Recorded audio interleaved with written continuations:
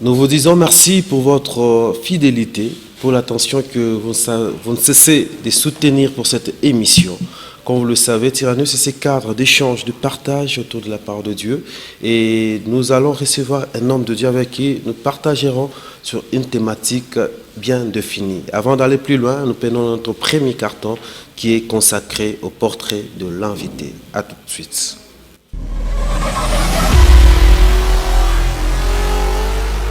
Il est marié à Madame Elisabeth Batwambi. De leur union naquit 2 enfants, dont une fille et un garçon. Il s'agit bel et bien du pasteur Emmanuel Batwambi, qui est visionnaire et pasteur responsable de la communauté ministère international Camp de Refuge, MICRE en sigle.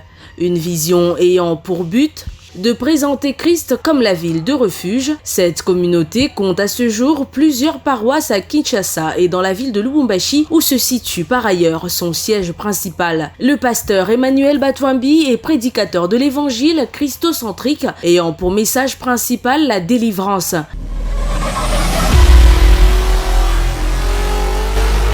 Voilà, il n'est plus à présenter dans cette émission. Il s'agit bel et bien du révérend pasteur Emmanuel Batwambi, qui est le responsable du ministère international Camp des Refuges. Avec lui, nous allons parler sur la Pâque. Révérend, bonjour et bienvenue dans cette émission. Bonjour, merci beaucoup à Révérence. Vous nous parlerez sur la Pâque. Pourquoi parler de la Pâque? Nous voulons parler de la Pâque parce que c'est quelque chose qui n'est pas très bien compris. Il y a beaucoup d'abus, et aussi par manque de la compréhension de la parole de Dieu. On doit se poser la question de savoir si aujourd'hui la Pâque doit être célébrée à la manière dont les gens sont en train de la célébrer. Ok. Et peut-être il y en a qui nous suivent qui ne sont pas chrétiens. Ils veulent savoir c'est quoi la Pâque. En fait, la Pâque, c'est un mot qui vient premièrement de l'hébreu, Pessa.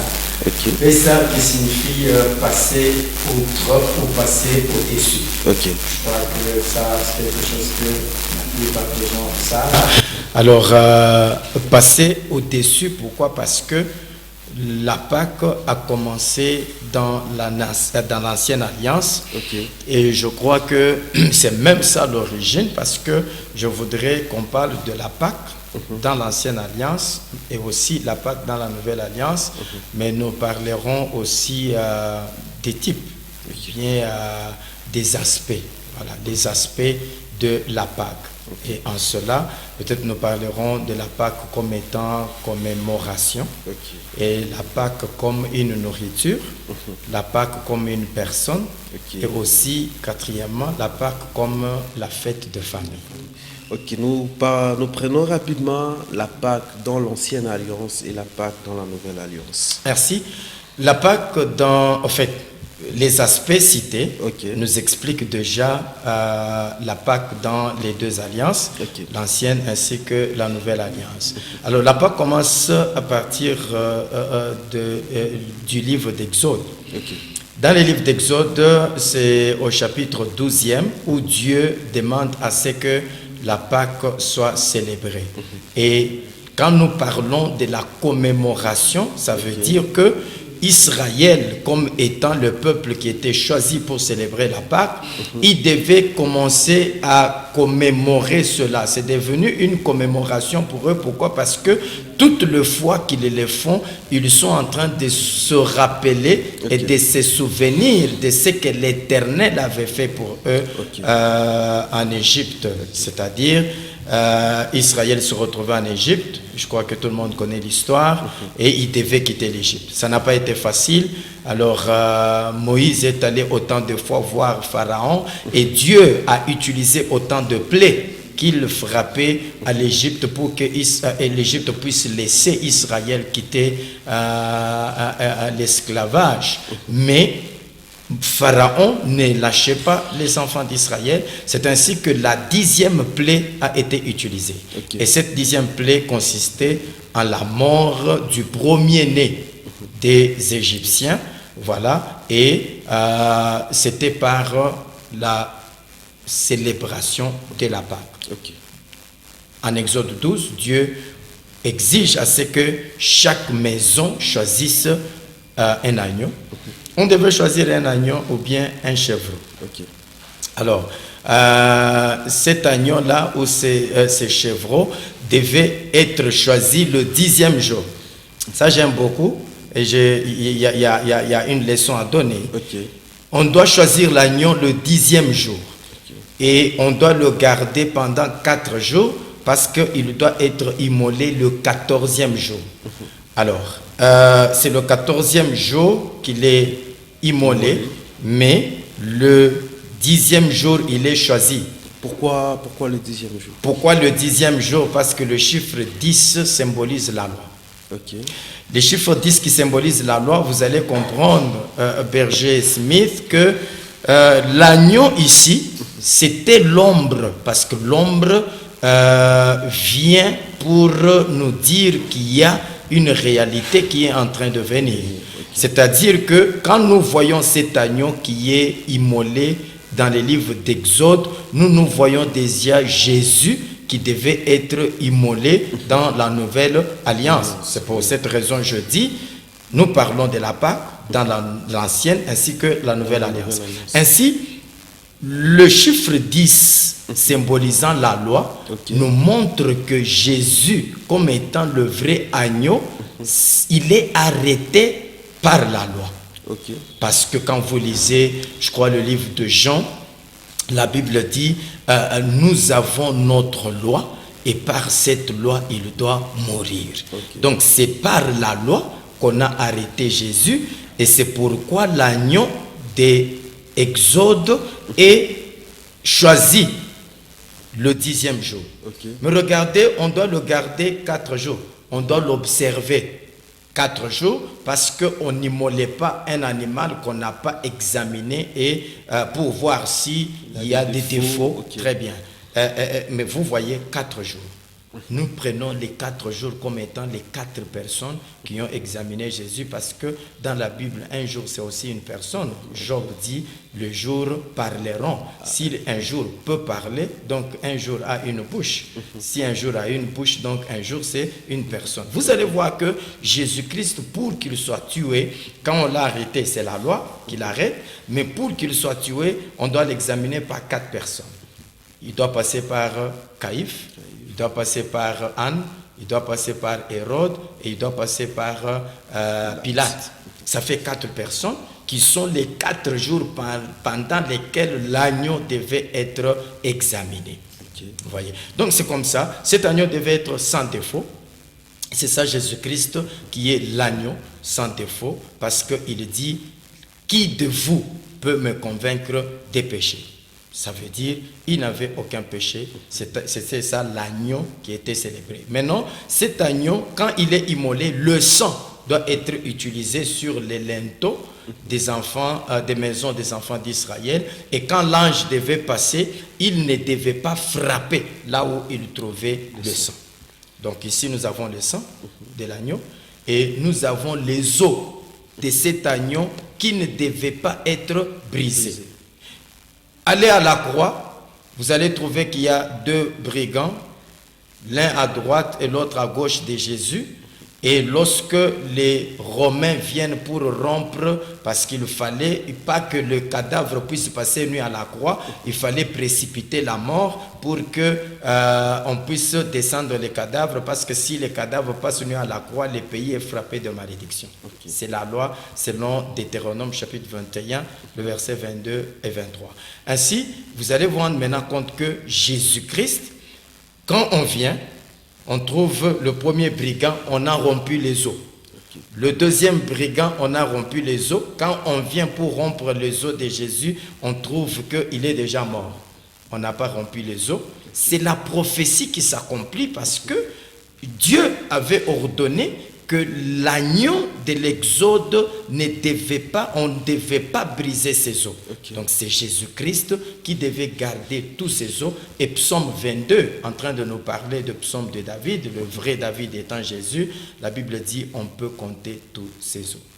Là, vous comprenez que c'était la Pâque que les enfants d'Israël devaient célébrer pour la sortie Cette sortie s'est faite de l'Égypte en Canaan.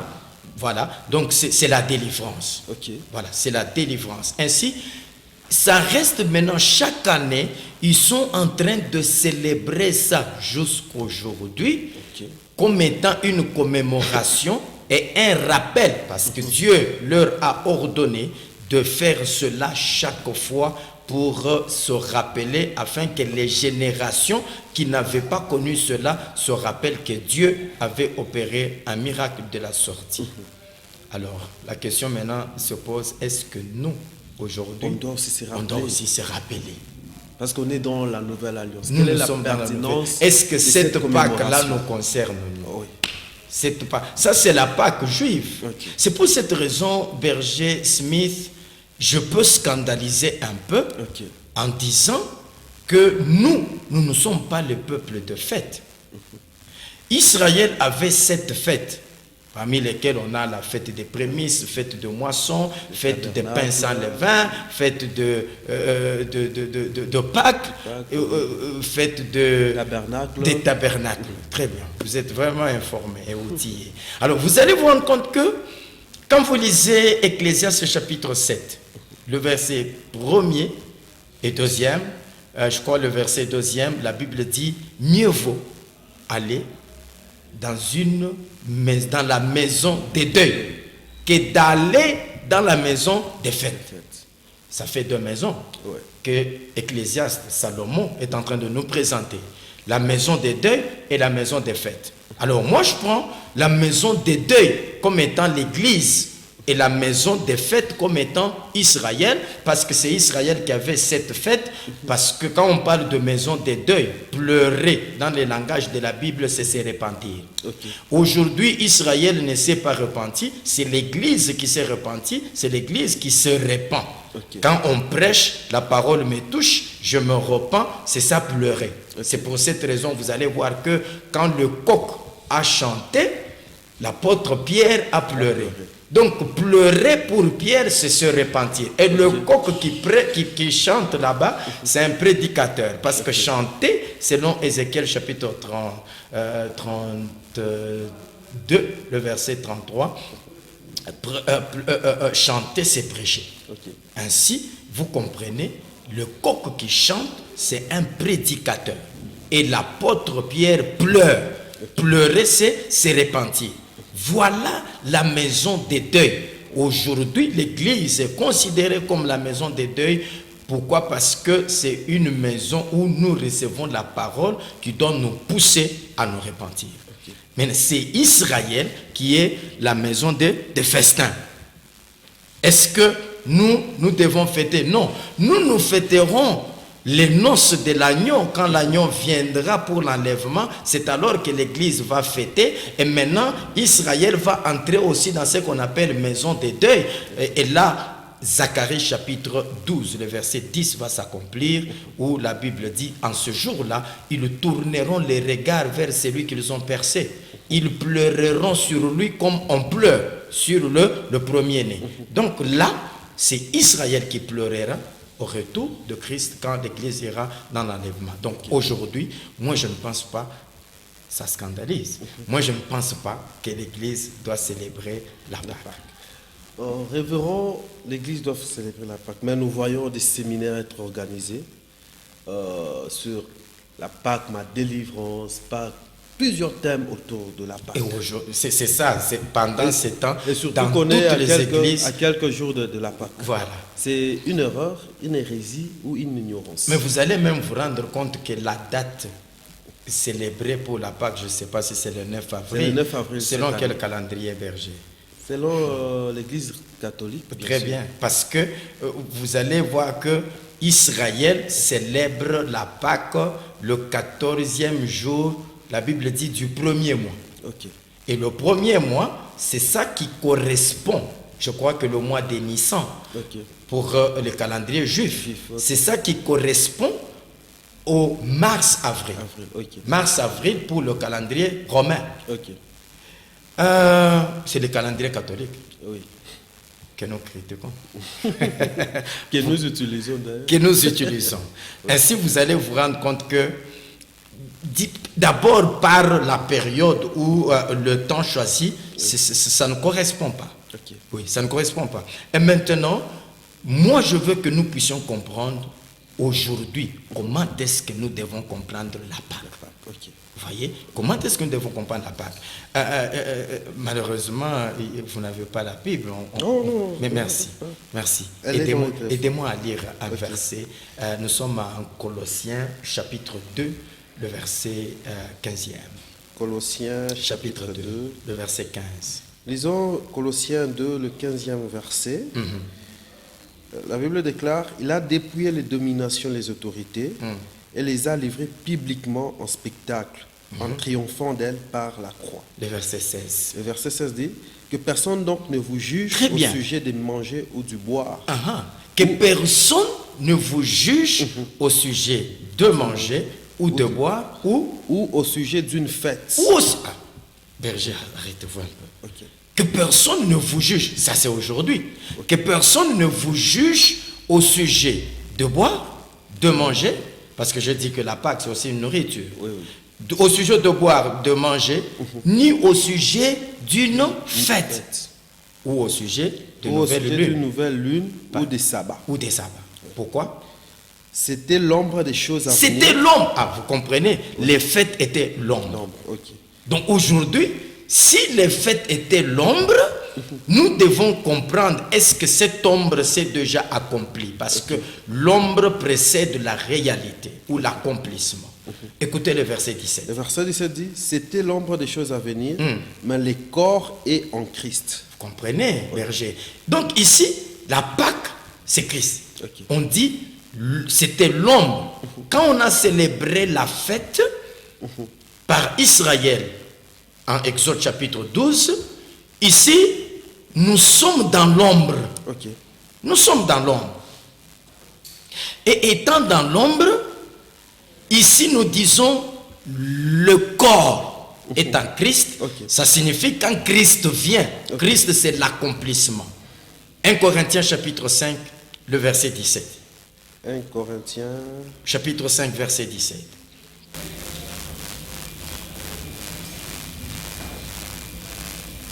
« 1 Corinthiens 5, ça c'est limite 17. Non. 1 Corinthiens chapitre 5, le verset, les derniers versets c'est 13. 13. Prenons 2 Corinthiens. 2 Corinthiens 5, 17. 2 Corinthiens 5, 17. La Bible déclare, Oui. si quelqu'un est en Christ, Si quelqu'un est en Christ, il est une nouvelle créature. ok, Les choses anciennes sont passées, voici toutes choses sont devenues nouvelles. toutes choses sont devenues nouvelles. Vous voyez, c'est quand quelqu'un est en Christ. Vous voyez, mais laissez-moi chercher le verset. Laissez-moi plutôt chercher un verset. Ok. Toutes choses sont devenues nouvelles. Prenons 1 Corinthiens. Ok. 1 Corinthiens 5, 5. le verset 7e. 1 Corinthiens 5, 7. Oui. Faites disparaître le vieux levain, Faites disparaître le vieux levain. afin que vous soyez une pâte nouvelle, Ok. puisque vous êtes sans levain, car Christ, notre Pâque, a été immolé. Christ, notre Pâque, a été immolé. Ok. Nous sommes en Colossiens 2, 17. On nous dit que la Pâque ou la fête était l'ombre des choses à venir. Mais l'accomplissement est en Christ. Et maintenant, quand Christ vient, l'apôtre nous dit, Christ, notre Pâque, a été immolé. Alors, si Christ, notre Pâque, a été immolé, nous devons continuer à fêter la Pâque ou nous fêtons Christ. Nous fêtons Christ. Nous parce que fêtons c'est notre Christ. Pâque, ouais. Et si nous fêtons Christ, comment la fête de Christ doit se faire? Ok. Comme étant la Pâque. Là, c'est la consommation de la nourriture. Parce que la Pâque devait être consommée. Ok. Et consommer la nourriture, Christ, disons, la Pâque comme étant la nourriture maintenant, elle consiste en quoi? Parce que cette Pâque comme nourriture, c'est la consommation de Christ. Ok. berger. Jean chapitre 6, le verset 35. C'est là que Christ nous montre ce que nous devons manger comme étant la Pâque. Jean 6, 35. Oui. Les Saintes Écritures disent, Jésus leur dit, je suis le pain de vie. Je suis le pain de vie. Celui qui vient à moi n'aura jamais faim. Celui qui vient à moi n'aura jamais faim. Et celui qui croit en moi n'aura jamais soif. Allez-y. Mais je vous l'ai dit, oui. Vous m'avez vu et vous ne croyez point. Tous ceux que le Père me donne viendront à moi. Et je ne mettrai pas dehors celui qui vient à moi. Okay. Car je suis descendu du ciel pour faire non ma volonté, mais la volonté de celui qui m'a envoyé. Or, la volonté de celui qui m'a envoyé, c'est que je ne perde rien de tout ce qu'il m'a donné, mais que je les ressuscite au dernier jour. La volonté de mon Père, c'est que quiconque voit le Fils et croit en lui ait la vie éternelle, et je les ressusciterai au dernier jour. Les Juifs murmuraient à son sujet, parce qu'il avait dit, je suis le pain qui est descendu du ciel. Très bien. Nous sommes au verset 50 ? Au verset 41. 41. Oui. Allons un peu au verset 50. Le 50e verset, c'est ici le pain qui descend du ciel, oui. Afin que celui qui en mange ne meure point. Je suis le pain vivant qui est descendu du ciel. Oui. Si quelqu'un mange de ces pains, il vivra éternellement, et le pain que je donnerai, c'est ma chair. Le pain que je donne, c'est ma chair. Et que je donnerai pour la vie du monde. Très bien. Si quelqu'un... Là-dessus, les Juifs disputaient entre eux. Très bien. Ça suffit déjà. Okay. Regardez maintenant, Christ dit, moi je suis le pain. Okay. Mais s'il dit qu'il est le pain, Matthieu chapitre 4, le verset 4, Jésus, quand il est dans la discussion avec le diable, il lui dit, l'homme ne vivra pas de pain seulement, mais de toute parole qui sort de la bouche de Dieu. Donc ici, le pain est comparé à la parole, le pain c'est la parole. Et il dit, le pain que je donnerai, c'est ma chair. Ça signifie que consommer Christ comme l'agneau, c'est consommer la parole de Dieu.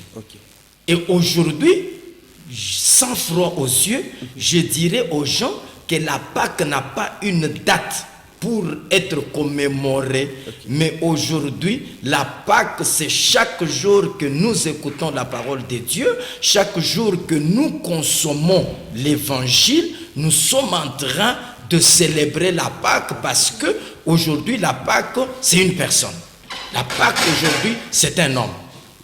Et la Pâque, comme un homme, il nous donne la chair, et cette chair, c'est la parole de Dieu.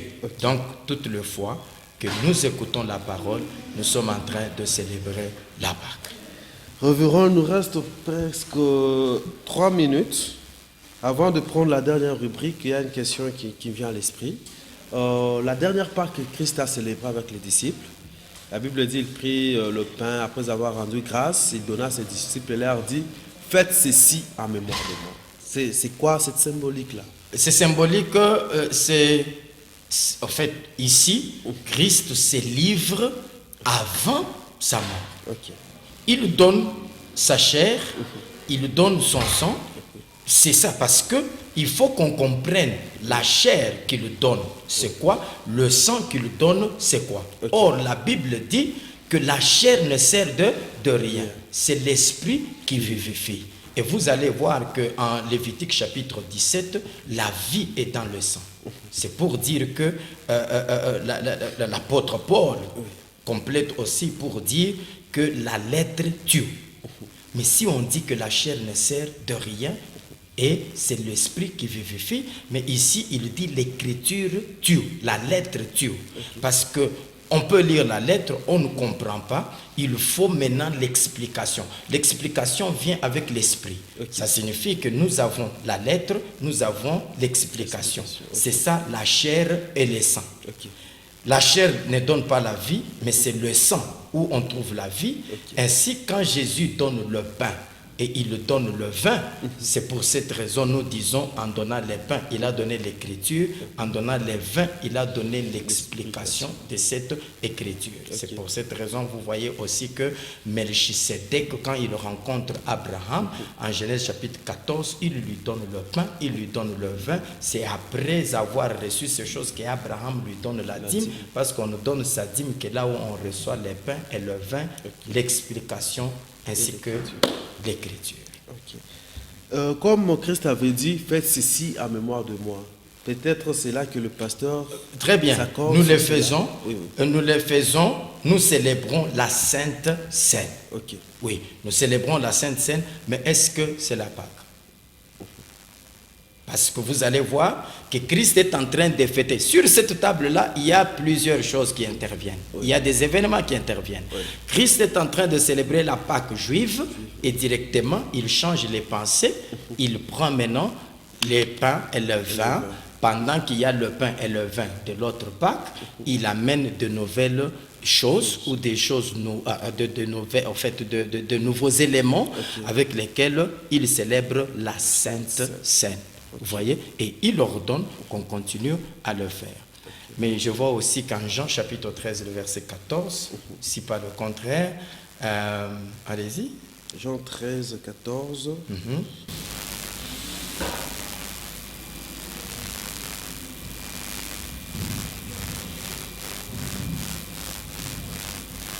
Jean 13, 14, la Bible déclare: si donc je vous ai lavé le pied, moi le Seigneur et le Maître, vous devez aussi vous laver le pied les uns aux autres. C'est un ordre. Oui. Vous le faites aussi à l'église, berger? Dans notre église? Oui. Rarement. Pourquoi? Bon, ça dépend en tout cas de l'organisation. Mais c'est la même chose. Okay. C'est la même chose. Oui. Faites ceci en mémoire de moi. Oui. Ici, je vous ai lavé, c'est le lavage de pieds. Oui. Ce sont les éléments ce sont les éléments de la Pâque. Okay. C'est autour de ces célébrations. De la dernière table. Voilà. Okay. Il donne le pain, il donne le vin, et puis il lave les pieds des disciples. Et pourquoi nous ne le faisons pas aujourd'hui, alors que c'est un ordre? Donc vous comprenez que nous sommes restés. La Sainte Seine, c'est un ordre. Nous faisons ça parce qu'il a ordonné. Mais est-ce que c'est ça que nous appelons la Pâque? Question. Je pense qu'on va marquer une parenthèse. Je compte vous recevoir prochainement pour essayer d'expliciter au peuple de Dieu. Parce que je n'ai pas expliqué la Pâque comme étant la fête de famille, la Pâque comme un homme. Okay. Vous voyez, je me suis limité que sur la Pâque comme étant la nourriture parce que là, on consomme la Pâque comme étant la parole de Dieu aujourd'hui. Nous vous revenons avec le révérend la fois prochaine avec de plus amples détails sur ces grands thèmes. Révérend, avant que nous puissions nous quitter, nous prenons la question d'actualité.